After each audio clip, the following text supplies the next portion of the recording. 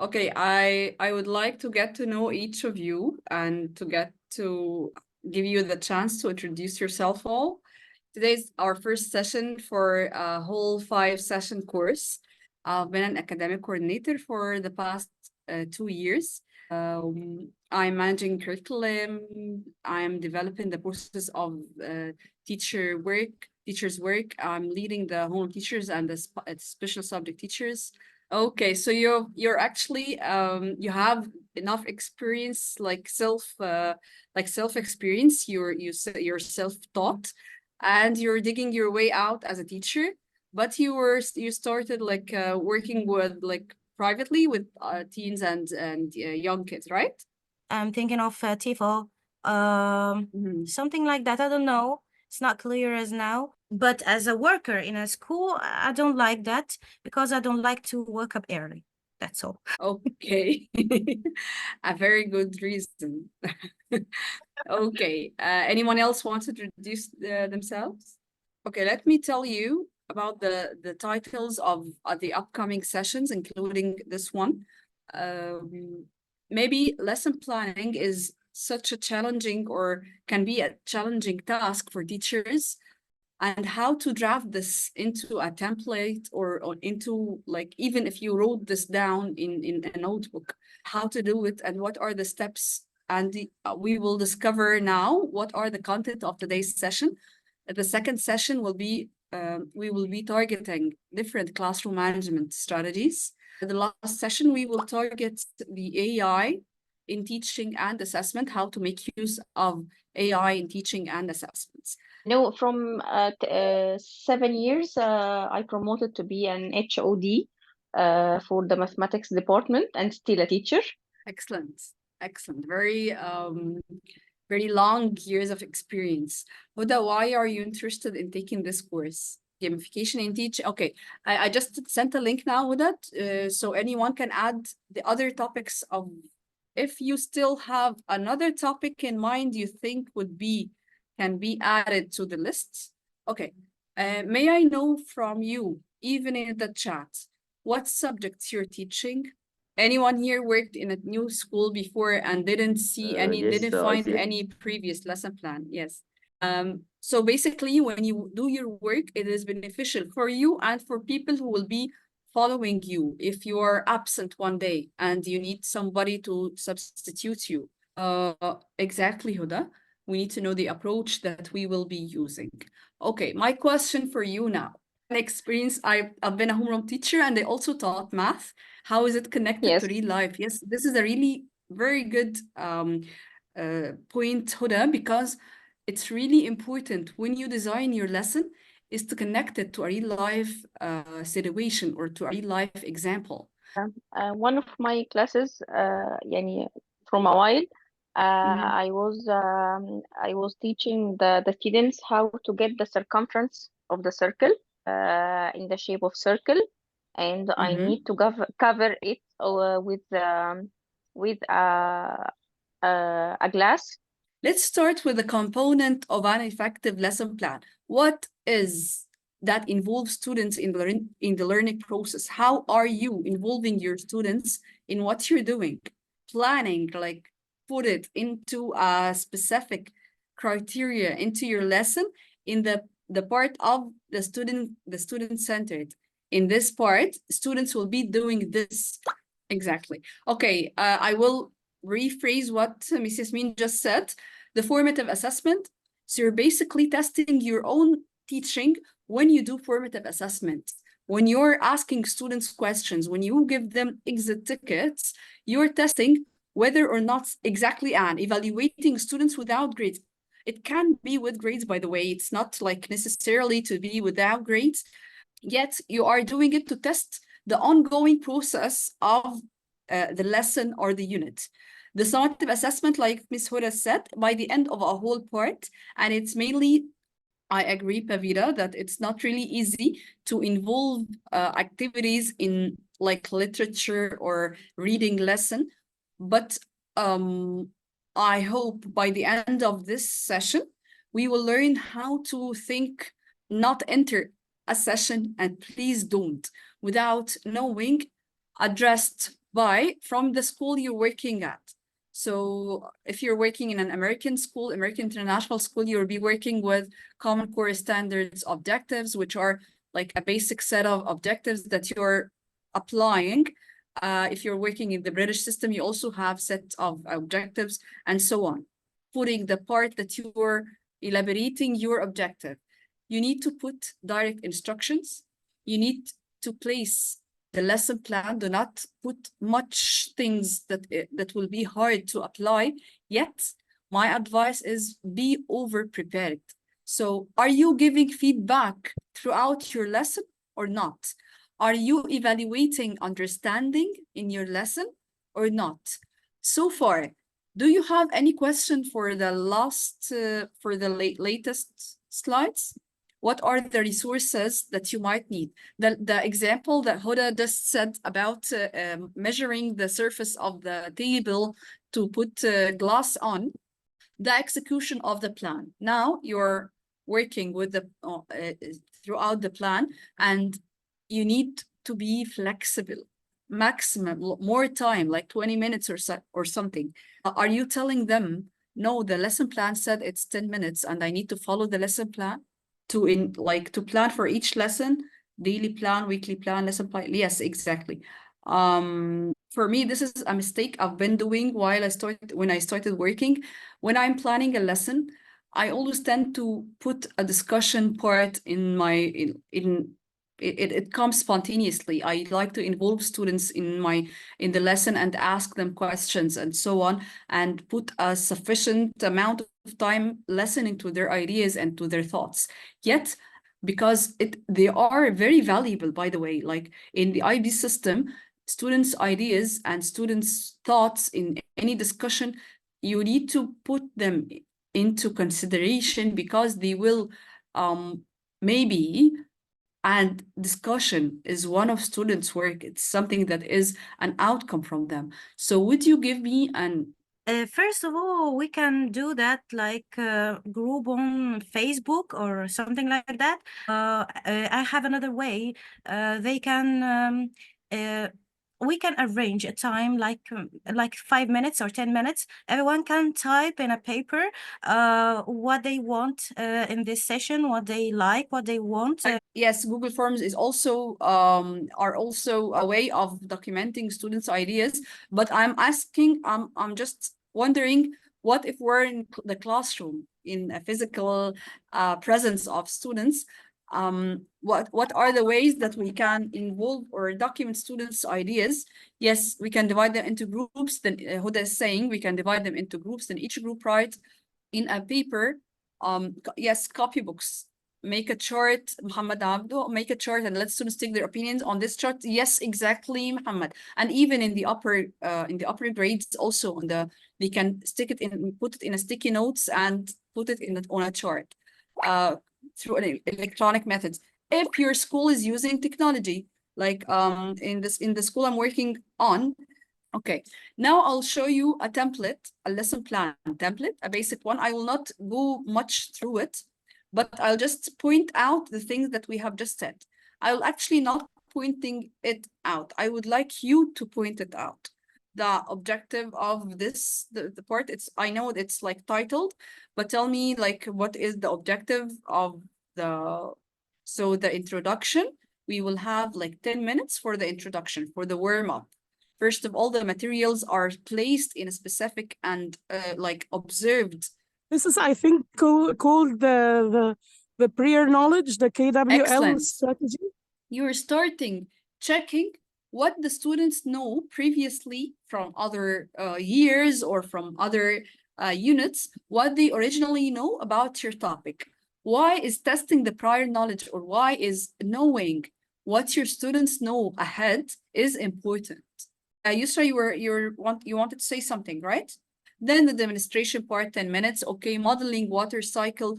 In this part, the teacher should actually create a clear model for the water cycle. Then the students are actually working in this process of the activity. The students are the ones who are doing the activities after being divided into small group. The differentiation part, Yasmin, this is one of the things that you were actually say that it is a challenge, can be a challenge in the lesson plan.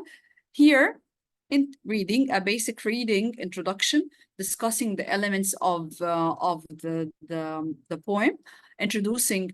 Also, I feel that this lesson plan is really into details, or like really to the point. As the poem man say it, okay? And after the lesson, I will tell the kids who can say the poem as well, who can say it as the poemer say it. Okay, so you need the students to act as if they are poets and they're saying their own poems, right? It's okay. Actually, I was also thinking about the role play thing. Yeah. What, I mean, I didn't know songs, the songs that comes as they usually watch this social media songs, right? Yes. So personification, all these things. So I used to make them guess these, whether there is a simile or a metaphor from maybe a Taylor Swift song, for example. Excellent. This is really interesting. I would suggest this for my teachers. So Bavita actually used the songs that the new generation know and use it as like an inspiration for the poetry or for the poem. And she asked them to analyze the song that they actually know. I would like you to tell me if you are familiar with the word exit ticket. It is a tool of assessment that you might use. But it's like a short, it's like, as you say in the screen, it's a very short, like few, maximum 2 questions about your lesson that shows sorting your lesson into 3 parts. It's like the K stands for what I already know. So students can put in this part the things that they know about the topic. They already know about the topic. So of course, so for example, the water cycle lesson, they will say, okay, we know that water evaporates or whatever. So the things that they are aware of before you start your lesson. There will still be some questions about it. Students will not be completely comprehending what you're saying when you just introduced your topic. It is the L part, what I have learned. What are the things that I have comprehended throughout this lesson?